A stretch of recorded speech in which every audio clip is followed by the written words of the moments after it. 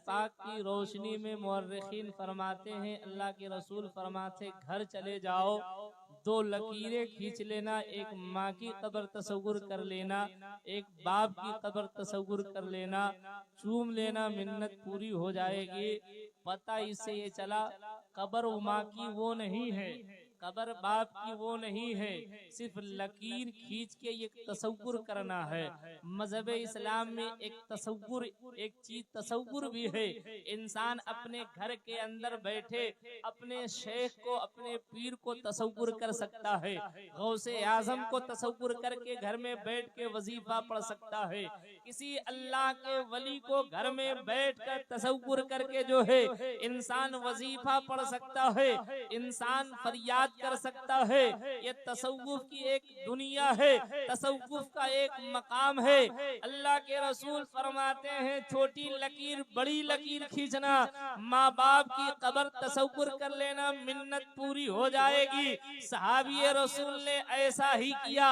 आज जब मुहर्रमुल हराम का महीना आता है, इमाम हुसैन के चाहने वाले, इमाम हुसैन से मोहब्बत करने वाले, इमाम हुसैन से अकीदत रखने वाले बाजार जाते हैं, बाजार से लकड़ी लाते हैं और लकड़ी लाने के बाद कागज लाते हैं, कागज लाने के बाद चमकीली लाते हैं और लाने के बाद उसको धागे से बांधते हैं, जोड़ते हैं, रोज़े इमाम हुसैन बनाते हैं, ताजिया शरीफ बनाते हैं, बनाकर रखते हैं और रखने के बाद उसकी जियारत करते हैं। एक बेईमान तबका जो है इमाम हुसैन से बुग़्ज़ रखने वाला तबका कहता है ये ताजिया नहीं बनाना चाहिए, इसलिए कि असल नक्शा नहीं बनाया गया है। मज़हबे इस्लाम में तसव्वुफ का एक मकाम है। ए इमाम हुसैन से मोहब्बत करने वाले लोग कागज और लकड़ी का ताजिया बना देते हैं, तसव्वुर करते हैं सही नक्शा बने या न बने, तसव्वुर कर लेते हैं हमने रोज़े इमाम हुसैन बनाया है, ये ताजिया बनाया है, ये तसव्वुर करके इमाम हुसैन के रोज़े की जियारत करते हैं। जैसे सहाबी रसूल ने लकीर को खींचकर माँ की कब्र तसव्वुर कर लिया, मिन्नत पूरी हो गई, वैसे ही हम ताजिया बनाकर इमाम हुसैन का रोज़ा तसव्वुर कर लेते हैं, उसकी जियारत करते हैं। अल्लाह हमें सवाब अता फरमाता है। पता है चला ज़माना कुछ कहे, ज़माना कुछ कहे, ज़माना कुछ भी सोचे, ज़माना लाख फतवे लगाए, मगर हम मोहब्बत करते हैं इमाम हुसैन का रोज़ा बनाते रहेंगे। सुभान अल्लाह। कोशिश ये करे सही नक्शा बनाया, जैसा नक्शा होगा वैसे ही नक्शा बनाएंगे, मगर बनाते रहेंगे, जियारत करते रहेंगे, जियारत करते रहेंगे, बनाते रहेंगे और सरकार सैयदना इमाम हुसैन की याद मनाते रहेंगे। इसलिए कि सरकार सैयदना इमाम हुसैन से मोहब्बत कर इमाम हुसैन के रोज़े को बनाते रहेंगे, जियारत करते रहेंगे। शायर ने कहा कि सर अपना झुका दो दरे फरजंदे नबी पर, कि सर अपना झुका दो दरे फरजंदे नबी पर, ये अजरे रिसालत वाजिब है सभी पर। कि सर अपना झुका दो दरे फरजंदे नबी पर, ये अजरे रिसालत वाजिब है सभी पर। तुम ताजिया बनाकर रखते हो घर में बरकत के लिए, कि तुम ताजिया बनाकर घर में रखते हो बरकत के लिए, कोई एहसान थोड़ी करते हो हुसैन इब्ने अली पर, कि कोई एहसान थोड़ी करते हो हुसैन इब्ने अली पर। आला हजरत ने लिखा है इमाम हुसैन के सही रोज़े, सही नक्शे को बनाकर घर में रखना बाइसे बरकत है। सही नक्शा बनाकर घर में रखना बाइसे बरकत है। तो इंसान कोशिश करता बनाने की, न बन पाए अलग बात है, मगर अल्लाह सवाब अता फरमाता है, बरकतें घर में नाजिल करता है, इसलिए बनाना चाहिए। अब सरकार सैयदना आला हजरत ने जो है सैयदजादों से और आले रसूल से, इमाम हसन हुसैन से, उनकी औलाद से मोहब्बत करने का और मोहब्बत करके जो तरीका दुनिया के सामने पेश किया है, दुनिया बयान करने से कासिर है। दुनिया बयान करने से कासिर जो मोहब्बत किया है और मोहब्बत करके जमाने को दिखाया है और जमाने को बताया है, वो एक दुनिया में एक अलग मिसाल है। सरकार सैयदना आला हजरत अजीमुल बरकत की जात है, बरेली की सरजमीन है। बरेली शहर से हट के एक गांव में जो है सुबह से बहुत चहल पहल है, खुशियों की लहर है, लोगों के चेहरों पे मुस्कुराहट है, लोग पतंगियां लगा रहे हैं, लोग झालरें लगा रहे हैं, लोग लाइटें लगा रहे हैं, लोग बांस और बल्ली को गाड़ रहे हैं। खुशियों का एक हुजूम है। आने वाले ने आया और आने के बाद देखा और देखने के बाद लोगों से पूछा, ये लोगों यहाँ क्या हो रहा है? सबके जबानों पे, सबके दिलों पे खुशी की लहर है। ये पतंगियां लगाई जा रही हैं, ये झंडे लगाए जा रहे हैं, लाइटें लगाई जा रही हैं। क्या बात है, कौन सी खुशी है? तो लोगों ने कहा था आज जो है इमाम अहमद रजा खान फाजिले बरेलवी तशरीफ लाने वाले हैं, आज आला हजरत यहाँ पे तशरीफ लाने वाले हैं। तो उस आने वाले शख्स ने कहा था कहाँ के रहने वाले हैं? उसने सोचा हो सकता बहुत दूर के रहने वाले होंगे, इसलिए लोग जो है इतनी मेहनत और मशक्कत कर रहे हैं, मोहब्बत का जो है नजराना पेश कर रहे हैं। सरकार सैयदना जो है, जो लोग जो है लाइटें लगा रहे थे, इंतजाम कर रहे थे, उस शख्स ने कहा कि कहाँ से आ रहे हैं? तो उन लोगों ने कहा यही बरेली के सौदागरान मोहल्ले से आ रहे हैं। तो उस आने वाले शख्स ने कहा था उसके लिए इतना बड़ा इंतजाम तुम लोग कर रहे हो, लाइटें लगा रहे हो, पतंगियां लगा रहे हो, ये तमाम चीजें कर रहे हो, अरे यही बरेली ही के रहने वाले हैं तो सुबह शाम आ सकते हैं, जब चाहे तब आ सकते हैं, जब बुलाओ तब आ सकते हैं, जब चाहो उनसे मुलाकात कर सकते हो, जब चाहो उनसे मिल सकते हो, मगर वही बरेली ही से आ रहे हैं। उसके बावजूद इतना बड़ा इंतजाम, उसके बावजूद इतना बड़ा एहतमाम, उसके बाद जो है इस तरह से सजावटें हो रही हैं। तो लोगों ने कहा था तुम्हें नहीं मालूम है वो आला हजरत, वो इमाम अहमद रजा खान फाजिले बरेलवी ऐसा आलिमे दीन है जो अपने घर से निकलता है तो या तो फराइज़े बंदगी के लिए खुदा के घर में जाया करता है, खाने खुदा जाया करता है, मस्जिद में जाया करता है, फराइज़े बंदगी के लिए नमाज अदा करने के लिए या तो खुदा के घर में जाया करता है,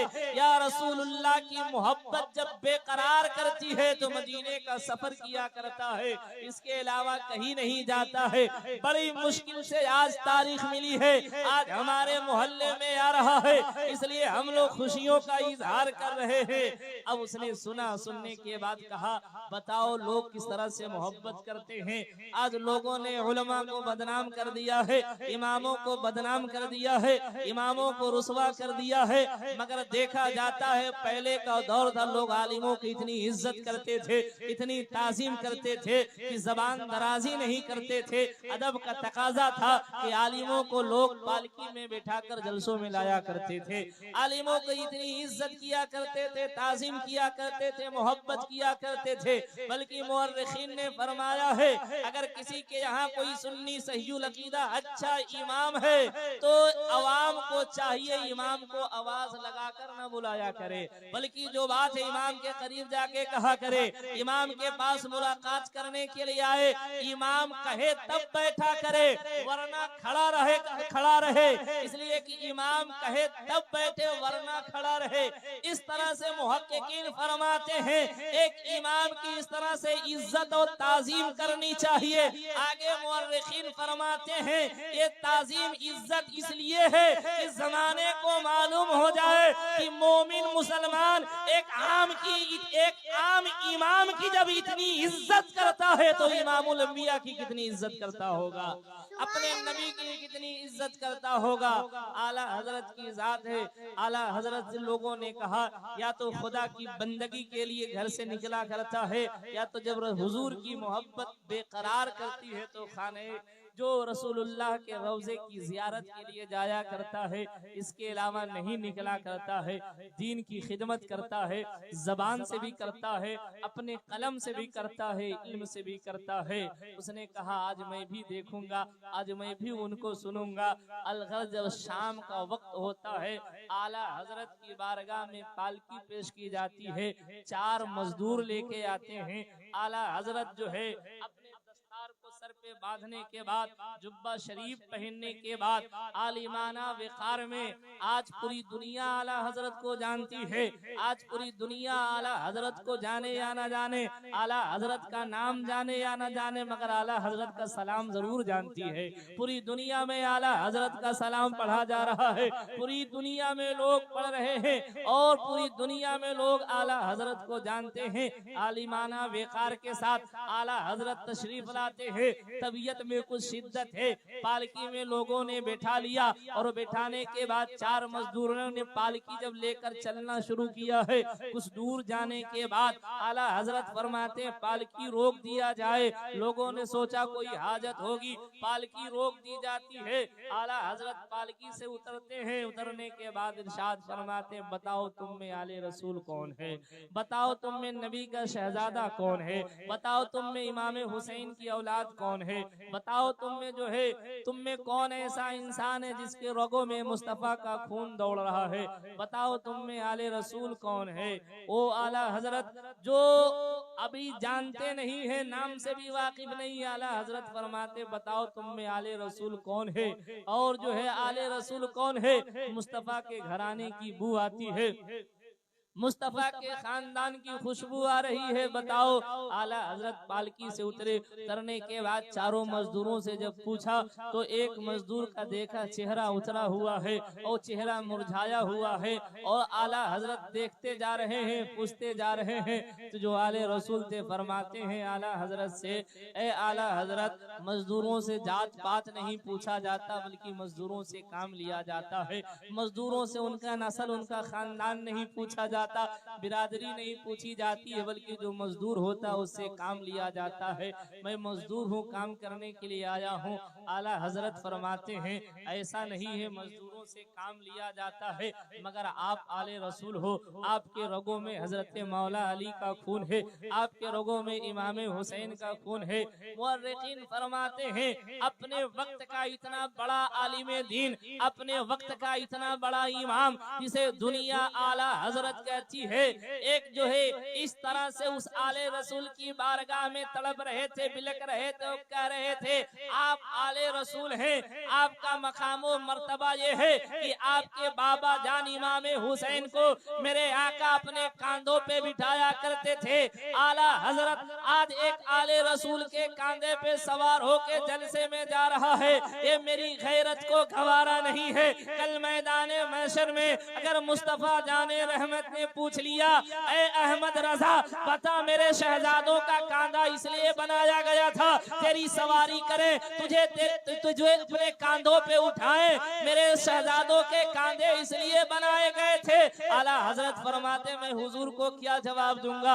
आला हजरत रो रहे हैं कि ये अनजाने में मुझसे गलती हो गई है, धोखे में मुझसे गलती हो गई है, मुझे माफ कर दीजिए, मुझे माफ कर दीजिए। वो आले रसूल फरमाते हैं मैंने आपको माफ कर दिया, मगर कुछ मजबूरियां थी, कुछ दिक्कतें थी, जो कुछ दिक्कतें थी मैं मजदूरों की लाइन में आके लग जाया करता था, और जो मजदूरी के पैसे मिला करते थे उसी से गुजर बसर हुआ करता था। मैं उसी चमनिस्तान जो है, चमनिस्तान का एक मुरझाया हुआ फूल हूँ। आला हजरत फरमाते हैं अरे नबी के आल, जो नबी की आल है, नबी का खानदान है, वो कभी मुरझाया नहीं करता है, इसलिए कि बेजान परिंदों पे हम वार नहीं करते, मुरझाए हुए फूलों से हम प्यार नहीं करते। मोहम्मद मुस्तफा के बाग के फूल ऐसे हैं जो बिन पानी पानी के खिलते हैं, मुरझाया नहीं करते। आप नबी की आल हैं, आप मुस्तफा के घराने के हैं, आप मुझे माफ कर दीजिए।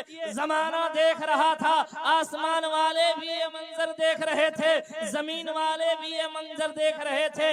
अपने वक्त का इतना बड़ा आलिम दीन है जो मिन्नतें समाजतें कर रहा है, अपनी दस्तार को उतार कर उस आले रसूल के कदमों में डाल दिया और डालने के बाद इरशाद फरमाते हैं अब इसकी माफी उस वक्त होगी मैं जहां से सवार हुआ था ये पालकी वहां जाएगी, वहां से आप इस पालकी में सवार होंगे। अहमद रजा अपने कांधे पे उठा के आपको वहां तक ले आएगा, तब जाके माफी होगी। मिन्नतें समाजतें करते रहे, आखिरकार आले रसूल ने कबूल किया। अब आला हजरत की पालकी फिर वापस लाई गई, वहां से आले रसूल को पालकी में बिठाया गया और बिठाने के बाद आला हजरत पालकी को उठा कर लेकर चल रहे हैं। ऐ मुसलमानों, आज जिसके पास थोड़ा सा इल्म आ जाता है, थोड़ा सा वोहदा मिल जाता है, थोड़ा सा विकार मिल जाता है, उसके गुरूर और घमंड का जो है वो मकाम जो है औजे सुरैया पे पहुंच जाता है। मगर वो आला हजरत जिसके इल्म का कोई जवाब नहीं है, जिसके इश्क का कोई जवाब नहीं है, जिसके मोहब्बत का कोई जवाब नहीं है और जिसका अदब व एहतराम का भी कोई जवाब नहीं है, एक आले रसूल को पालकी में बैठा के अपने वक्त का इतना बड़ा इमाम, इतना बड़ा आलिम दीन चल रहा है। अब मुअर्रिखीन फरमाते हैं आला हजरत ने जमाने के सामने दुनिया वालों को आले रसूल की इज्जत और ताजीम करके बता दिया है। ऐ लोगों, आले रसूल की अदब इस तरह से की जाती है, आले रसूल की ताजीम इस तरह से की जाती है। मुअर्रिखीन फरमाते हैं बरेली का वो इमाम इतना बड़ा आशिक रसूल था, इतना बड़ा आशिक रसूल था कि आले नबी की खुशबू को सून के बता दिया करता था ये इमाम हुसैन की औलाद है, ये मुस्तफा की औलाद है।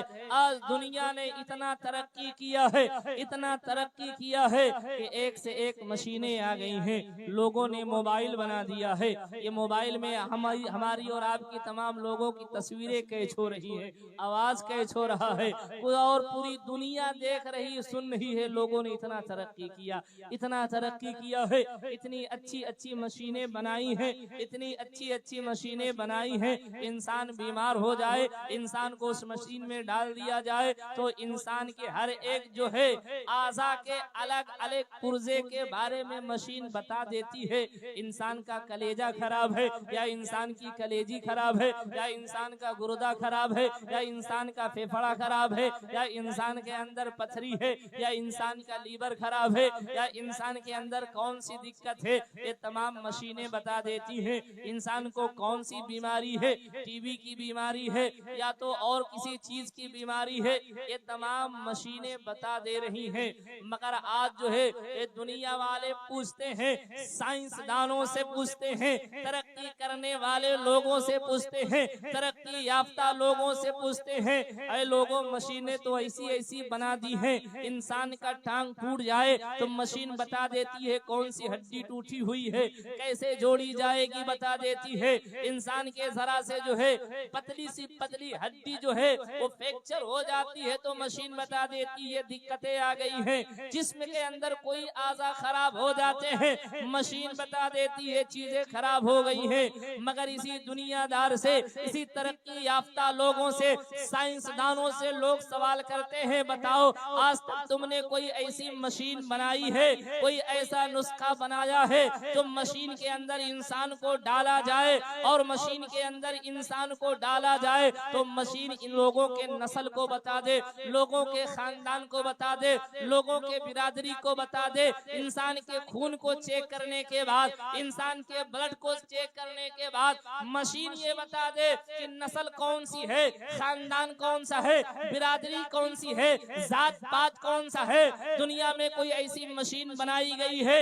आप कहेंगे, लोग कहेंगे दुनिया ने इतना तरक्की तो किया है मगर आज तक कोई ऐसी मशीन नहीं बनाई है कि जिसके अंदर खून को डालकर, ब्लड को डालकर, इंसान को डालकर चेक कर लिया जाए, इंसान नस्ल का पता लगा ले, इंसान बिरादरी का पता लगा ले, इंसान खानदान का पता लगा ले।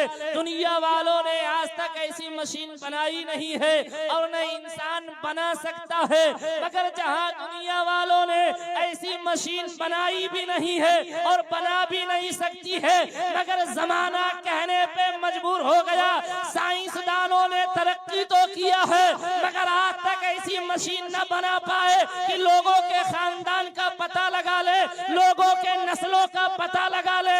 मगर यही दुनिया के लोग पुकार के कहने लगे, बरेली की सरजमीन पे एक ऐसा आलिमे दीन रहता है, एक ऐसा आशिके रसूल रहता है जिसके पास कोई मशीन नहीं है, बल्कि इसके रसूल के बिना पे खुशबू को सूंघ के बता दिया करता है नस्ल कौन सा है।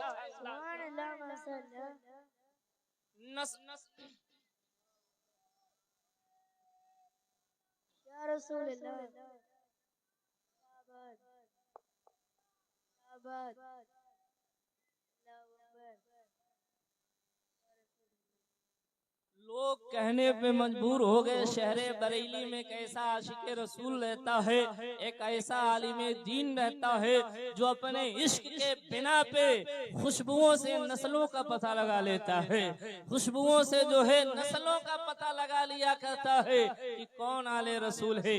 इतना बड़ा इमाम है जिसने आले रसूल से अदब करने का, इश्क करने का मकाम व मर्तबा हमें और आपको सिखाया है। यकीनन नमाज बहुत अफजल मुहतम बिशान इबादत है, मगर जिसके लिए नमाज वो नमाज से अफजल है, जिसके लिए नमाज को तूल कर दिया जाए वो नमाज से अफजल है, जिसके लिए नमाज छोड़ दिया जाए वो नमाज से अफजल है। मुर्रिखीन फरमाते हैं हुजूर सरवरे कायनात सल्लल्लाहु अलैहि वसल्लम नमाज में होते थे, हुसैन अगर पुश्ते अनवर पे सवार हो जाते तो मुस्तफा की नमाज लंबी हो जाती थी। सुभान अल्लाह, मुस्तफा की नमाज लंबी हो जाती थी। पता ये चला जिसके लिए नमाज को लंबी कर दिया जाए नमाज से अफजल वो होता है। मेरे आका हुजूर सरवरे कायनात सल्लल्लाहु अलैहि वसल्लम अगर खुतबा दिया करते थे लोगों को मिंबर शरीफ पे खड़े होकर, जबकि खुतबे के ताल्लुक से मुर्रिखीन फरमाते हैं खुतबे के टाइम इंसान बोल भी नहीं सकता है, खुतबे के टाइम इंसान किसी को कुछ कह भी नहीं सकता है। खुतबा खामोशी के साथ सुनना चाहिए, अदब के साथ सुनना चाहिए। खुतबा सुनना वाजिब होता है, अगर कोई बोलता है तो गुनहगार होता है, मगर मुस्तफा जाने रहमत के अदा से पता चलता है। मुस्तफा जाने रहमत खुतबा दिया करते थे, हुसैन अगर मस्जिद नबवी में तशरीफ लाते थे, अगर लड़खड़ा जाते थे, मुस्तफा खुतबा छोड़ के मिंबर से उतरकर हुसैन को उठा लिया करते थे। पता ये चला खुतबा इबादत के लिए दिया जा रहा है, नमाज पढ़ने के लिए दिया जा रहा है। उस इबादत को छोड़कर हुसैन को उठा रहे हैं मेरे मुस्तफा। पता है चला इबादत से बड़ी चीज इमाम हुसैन की मोहब्बत है, इबादत से बड़ी इमाम हुसैन की मोहब्बत और अजमत है। यही सरकार सैयदना इमाम हुसैन की जाते पाक है जिससे मेरे मुस्तफा बेपनाह मोहब्बत करते थे। आका इरशाद फरमाते हैं अल हसन वल हुसैन सैयदा शबाब अहलिल जन्ना, इमाम हसन व हुसैन जन्नती नौजवानों के सरदार हैं। मेरे आका सहाबा से इरशाद फरमाया करते थे सहाबा अगर जन्नती नौजवानों का सरदार देखना है तो हुसैन को देख लिया करो। सुभान अल्लाह, वो मकाम व मर्तबा है सरकार सैयदना इमाम हुसैन का।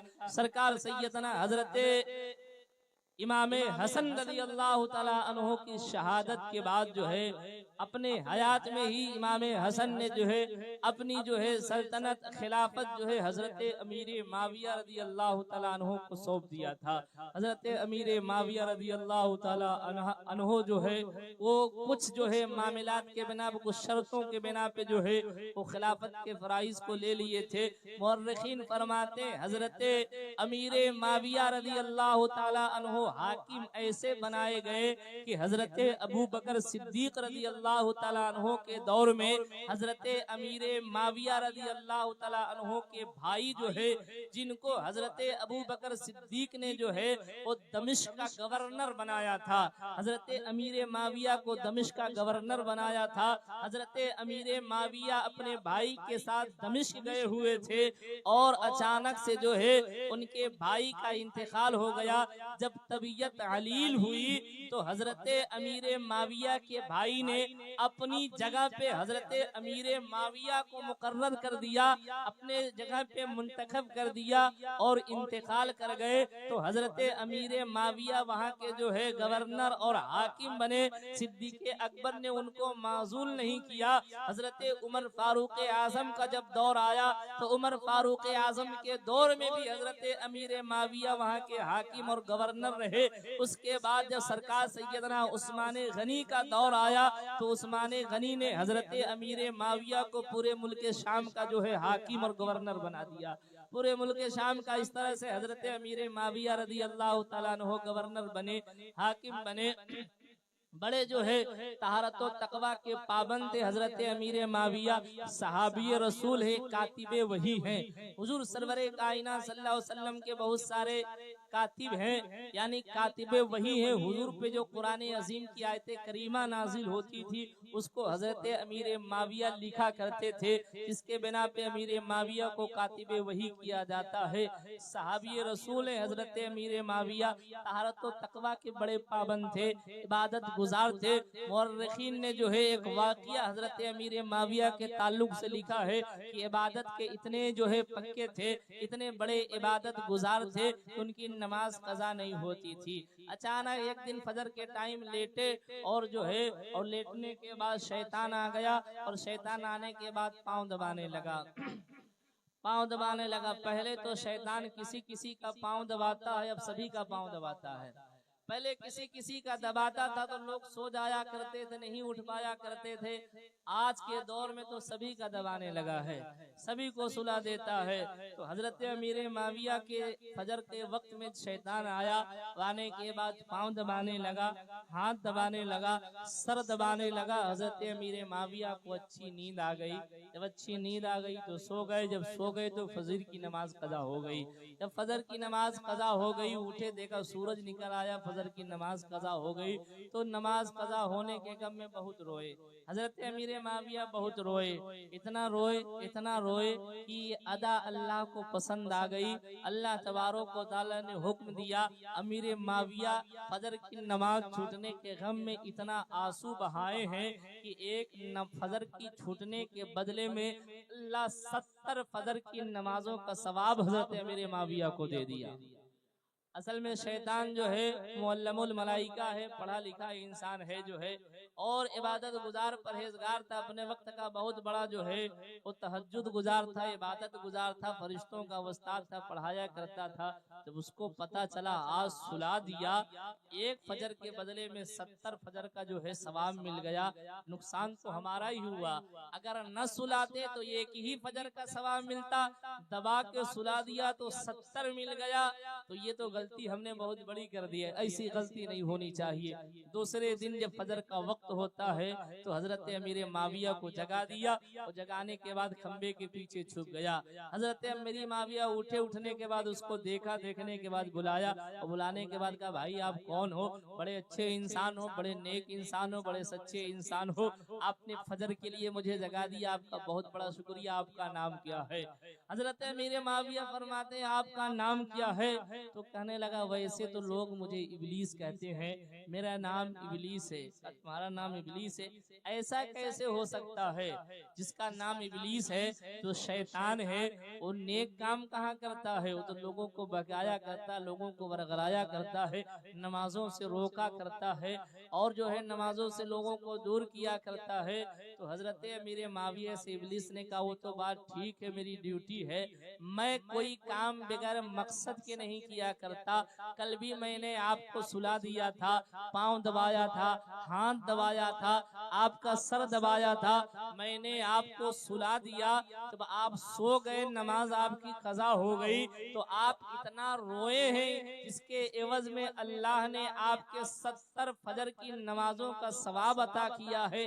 आज इसी बिना पे आपको जगा दिया है कि आज भी रोएंगे 70 नमाजों का सवाब मिलेगा, इसलिए जगा दिया। एक मिलता था, एक ही मिलता रहे, 70 न मिलने पाए। ये हजरत अमीर माविया रज़ी अल्लाह ताला अन्हु इतने तहारत व तकवा के पाबंद थे, इतने बड़े इबादत गुजार थे, नमाज कज़ा नहीं होती थी। सरकार सैयदना हजरत अमीर माविया रज़ी अल्लाह ताला अन्हु ने जो है बड़े अच्छे तरीके से जो है वो अपने खिलाफत के और गवर्नी के और सल्तनत के फराइज को अंजाम दिया था। और हजरत अमीर माविया रज़ी अल्लाह ताला अन्हु के बेटे का नाम है यजीद पलीद, और यजीद पलीद के बारे में मुअर्रिखीन फरमाते हैं बड़ा बेढंगा था। इसकी शक्ल सूरत के बारे में मुअर्रिखीन ने लिखा बड़ा बेढंगा था, शराबी था, जुआड़ी था। कुछ मुअर्रिखीन ने लिखा कुत्तों के साथ खेला करता था। आज भी कुछ ऐसे बच्चे होते हैं जो कुत्तों के साथ खेलते हैं, उन्हीं बच्चों में से वो भी था जो कुत्तों के साथ खेला करता था, शराब पिया करता था, जुआ खेला करता था, पागलों की तरह घूमा करता था, बड़ा बेढंगा था। और जो है हुजूर सरवरे कायनात सल्लल्लाहु तआला अलैहि वसल्लम ने अपने हयाते जिंदगी में इरशाद फरमाया था कि मेरी उम्मत में सबसे पहला जो है बनी उमैया के खानदान का एक शख्स होगा जो मेरी सुन्नतों को तब्दील करेगा, उसका नाम यजीद होगा। मेरे मुस्तफ़ा ने अपने हयाते जिंदगी ही में बशारत दे दिया था। बड़ा बेढंगा था, जुआड़ी था, शराबी था, सुदखोर था, जिनाखोर था, चुगलखोर था, ये तमाम ऐब उसके अंदर पाए जाते थे। हजरत अमीर माविया रज़ी अल्लाह ताला अन्हु को जो है हजरत इमाम हसन ने जो है खिलाफत सौंप दी थी। शर्त ये लगाई थी कि जब आपका इंतकाल हो जाएगा, खिलाफत मेरे खानदान में फिर चली आएगी, खिलाफत मेरे पास फिर चली आएगी। होना ये चाहिए था कि हजरत अमीर माविया का जब इंतकाल हो गया तो खलीफा इमाम हुसैन को बना दिया जाता, खिलाफत इमाम हुसैन के खानदान में आ जाती। मगर हजरत अमीर माविया का 60 हिजरी में इंतकाल हुआ है और लकवा की बीमारी से इंतकाल हुआ है, और होने के बाद यजीद जो है वो तख्त नशीन हो गया, जबरदस्ती खलीफा बन गया, जबरदस्ती खलीफा बन गया और जबरदस्ती हाकिम बन गया और लोगों से बैयत लेने लगा। जो शर्त इमाम हसन ने लगाई थी हजरत अमीर माविया के ऊपर, ये सल्तनत जो है खिलाफत फिर से मेरे खानदान में आएगी, उस कागजात को यजीद ने जला दिया, उस कागजात को यजीद ने छुपा दिया।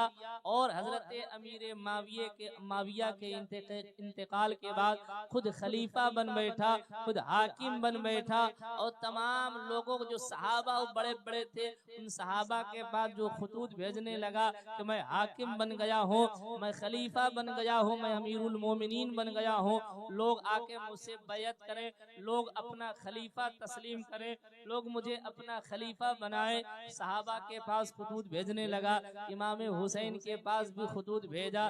इस तरह से जो है जबरदस्ती खलीफा बन गया था। यजीद के बारे में तारीख ये बताती है, यजीद उस शख्स का नाम है जिसने मदीना मुनव्वरा पे हमला करवाया, जिसने मस्जिद नबवी में घोड़े बंधवाए, जिसने मस्जिद नबवी में घोड़े बंधवाए और खलीज मुस्तफ़ा के कब्र रोज़े अनवर पे पड़ी। मदीना मुनव्वरा में मस्जिद नबवी में 3 दिन तक ना अजान हुई, 3 दिन तक ना नमाज हुई। मदीना मुनव्वरा में न जाने कितने सहाबा और ताबईन को शहीद करवा दिया, कत्ल करवा दिया और जो है ज़िना आम करवा दिया। यजीद पलीद वो था जिसने मुस्तफ़ा के शरीयत को तब्दील कर दिया था। यजीद उस शख्स का नाम है जो भाई बहन में शादी करवा देता था, माँ बेटे में शादी करवा देता था, उसका नाम यजीद है। बड़े बड़े मुअर्रिखीन ने फरमाया है यजीद को जब नाम लिया जाए तो यजीद के साथ पलीद भी कहा जाए कि अपने वक्त का बहुत बड़ा पलीद भी था। और हजरत इमाम आजम अबू हनीफा के नजदीक फरमाया गया है, फरमाते हैं कि यजीद को न मोमिन कहा जाए न काफिर कहा जाए, सुकूत किया जाए। मुअर्रिखीन फरमाते इमाम आजम ने इसलिए कहा था न मोमिन कहा जाए न काफिर कहा जाए, काफिर कहीं हद तक ठीक होता है, काफिर से बदतर था यजीद, काफिर से बदतर था यजीद, इसलिए यजीद को यजीद पलीद कहा जाए। इतना बड़ा जो है मुस्तफ़ा के जो है शरीयत को तब्दील कर दिया, निज़ाम मुस्तफ़ा को तब्दील कर दिया था, उसके बावजूद इमाम हुसैन से बैयत लेने के लिए जो है इमाम हुसैन के पास खुतूत भेजे थे, सहाबा के पास खुतूत भेजे थे, सहाबा इंतजार में थे, नवासे मुस्तफ़ा अगर बैयत कर लेंगे तो हम लोग भी कर लेंगे, नवासे मुस्तफ़ा अपना खलीफा मान लेंगे तो हम लोग भी मान लेंगे। इस तरह से हजरत अमीर माविया का 60 हिजरी में इंतकाल हुआ। उसके बाद यजीद जबरदस्ती खलीफा बन गया और अपनी बैयत लोगों से लेने लगा। उसके बाद जो है क्या हुआ, इंशाअल्लाह बकिया मजमून जो है कल से सरकार सैयदना इमाम हुसैन और करबला की दास्तान इंशाअल्लाह कल से बयान होगी। अब तमामी हजरात से गुजारिश है कि और जल्द से जल्द जो है तशरीफ लाने की कोशिश किया करें। इंशाअल्लाह ताला बकिया मजमून जो है कल आप हजरात समात फरमाएंगे। कल से मुकम्मल करबला बयान किया जाएगा, इमाम हुसैन का सफर बयान किया जाएगा। आप तमामी हजरात से गुजारिश है कि जो है वो टाइम से आया करें और सवाब दारेन हासिल किया करें। अस्तगफिरुल्लाह रब्बी मिन कुल्लि ज़म्बि व अतूबु इलैहि व आखिरु दावाना अल्हम्दुलिल्लाहि रब्बिल आलमीन। आज जो है शिरनी का इंतजाम हमारे शहजाद अहमद साहब, उनके बच्चों की तरफ से, हमारे रईस भाई, उनके भाई मोहम्मद गुलफाम की तरफ